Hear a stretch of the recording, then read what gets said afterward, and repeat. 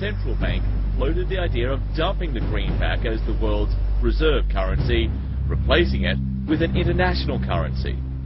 Thousands of people gathered to hear Barack Obama deliver key foreign policy speech on his current European tour. His vision for America's place in a new world order. Returning vets could be a risk to our nation. We've got to give them a stake in creating the kind of world order that I think all of us would like to see. And one of the ways it will drive the change is through global governance. I think the new world order is emerging. This is a hoax and a scam which is designed to transfer wealth and power from the private sector to the government sector and from the government of the United States to a world government. And those people who have been yelling, oh, the UN's going to take over global conspiracy government. Theorists. They've been crazy, but now they're right. And who got the money? Hundreds and hundreds of banks. Any bank that has access to the U.S. Federal Reserve's discount. Tell us who they are. No. You know, financial terrorism. They have the ability to tweak the knob. I am proposing that the Federal Reserve be granted new authority. The ultimate goal of the carbon tax and the cap and trade is to destroy production. This energy tax is the largest tax increase in American history. We're actually creating a global warming police. So number one, they can come in, the federal government can come in, inspect your house, and send you the bill. We're setting up a global warming Gestapo. One of the things that if you talk to our generals, they are desperate for is a civilian counterpart to our military forces. I am fierce. And this is what I wear. Senator Barack Obama's presidential campaign is asking Missouri law enforcement to target anyone who lies or runs a misleading television ad. I've now been in 57 states. I think one left to go. The president, when he was in Europe last week, he met with the king of Saudi Arabia. He appeared to bow. President Obama today proposed something new, something called prolonged detention. Pre-crime is where people are arrested and incarcerated to prevent crimes that they have not yet committed.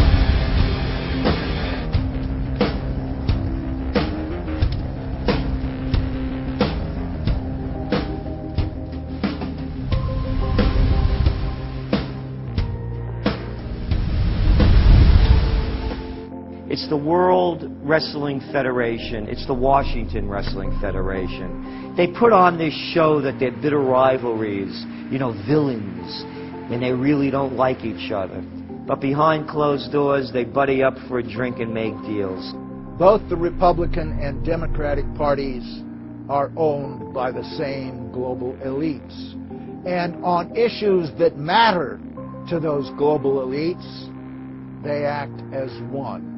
They've wrapped themselves in the American flag, and they've talked about preserving American heritage and principles, and all the while they're working to merge us into a new world order where our sovereignty will be destroyed. We'll lose all connection with our American heritage. With Bush, you knew exactly what you were getting. It was there was no iron fist in a velvet glove. It was just the iron fist. Whereas with Obama, you've got the velvet glove and the iron fist. You know, a very sharp guy, very smooth, knows exactly what he's doing. For that reason, far more dangerous than Bush. Well, at the end of last year, I was willing to give Obama the benefit of the doubt. I thought it was premature to write this guy off. But now that he's been in office for a while, it's obvious that he is very tight with the Goldman Sachs and J.P. Morgan's on Wall Street, and he is extremely compliant and pliant to the wishes of the large banks, going back to what we saw with Robert Rubin under the Clinton administration, changing laws in favor of the banks, and he's not doing anything to stop the banks. He's helping the banks continue to do what they were doing under Bush.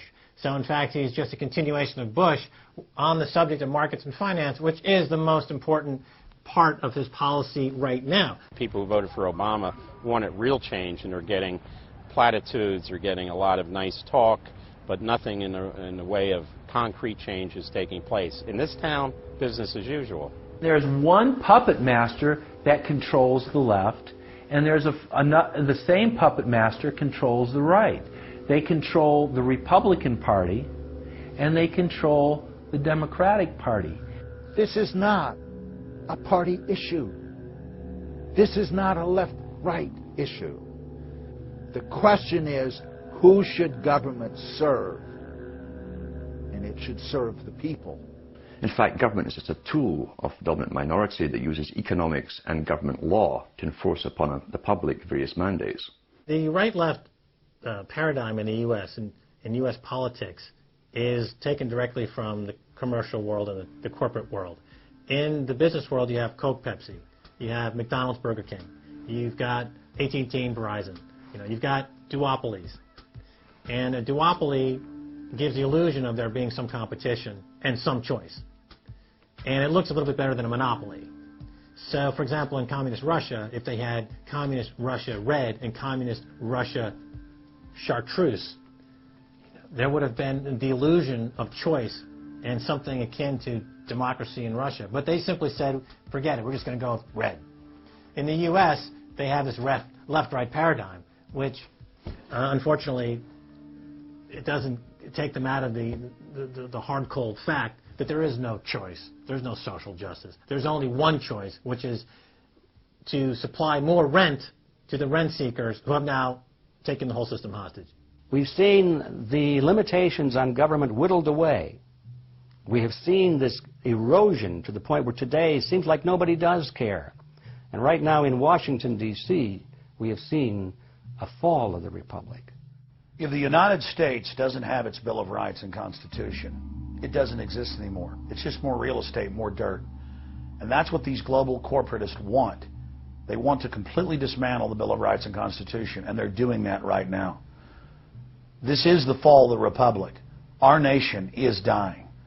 We, the people that live in this fine country, need to stand up, get involved, and take the system back.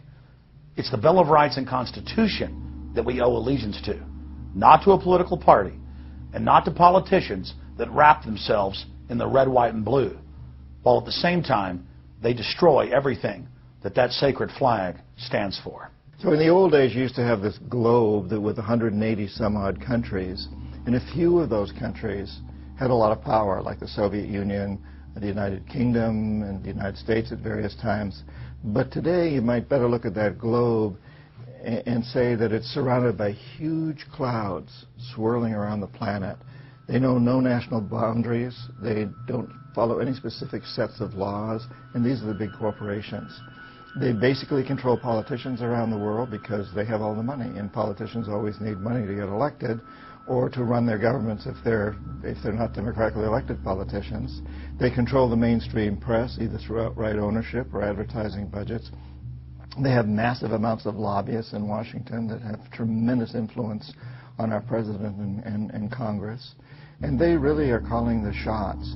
They form partnerships with the Chinese and the Taiwanese and the Tibetans, or with the Israelis and Arab nations, with Brazilians and Indians, with whatever country and whatever group of people has resources that they covet.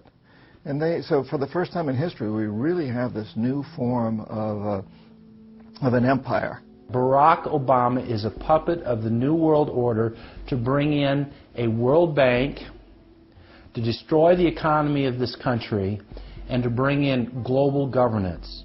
And no matter how likable the fellow is, we as citizens of this country need to stand up and say no. We have to stand up to preserve a republic here and a rule of law, which is under dire threat. We don't want to live under a world government of the corporations, by the corporations, and for the corporations. I don't want to believe it, and that's probably what holds me back on it, but I'm certainly seeing enough indication that it could be true. Absolutely, because they're always talking about Mexico and the United States and Canada ending up like Europe. And there's things done politically that seem to take us in that direction. And so I think it's incumbent upon all of us as American citizens to pay attention. This move to world government is not about roses and happiness and peace and a better life. It's about enslavement.